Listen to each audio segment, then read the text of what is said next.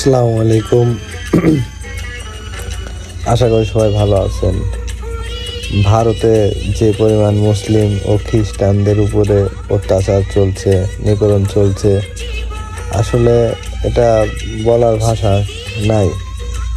তবে ওই পোকা যখন মরার সময় হয়ে যায় তখন কিন্তু পাখা গজায়। এটাই বলতে চাচ্ছি যে আপনারা বেশি বাইরেন না, ঝড়ে পড়ে যাবেন, আর বেশি খাটোয়েন না, ছাগলে মুড়ে খাবে। এখনো সময় আছে। বিজেপি নেতাকে বলছি এবং মোদিজিকে বলছি যে নানু ভাই, এখনো সময় আছে, ভালো হয়ে যান।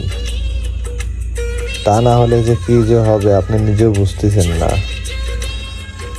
মুসলিমদের পর যে পরিমাণ অত্যাচার নিপীড়ন চালাচ্ছেন, আপনার ঘর বাড়ি ভাঙছেন, দোকানপাট ভাঙছেন, এরা কিন্তু ঠিক করতেছেন না। এখনো সময় আছে, আপনারা ভালো হয়ে যান।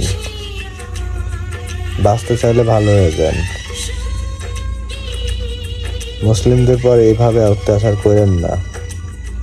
আমাদের বাংলাদেশে কিন্তু হিন্দুদের উপরে কখনো কোনো রকম অত্যাচার হয় না। আমরা হিন্দু মুসলমান সবাই একসঙ্গে থাকি এবং মিলেমিশে থাকি।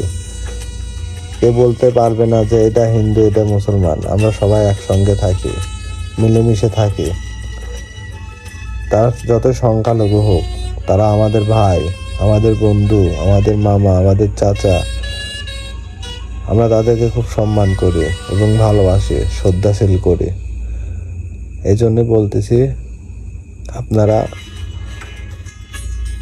মুসলিমদের পর এভাবে অত্যাচার করেন না।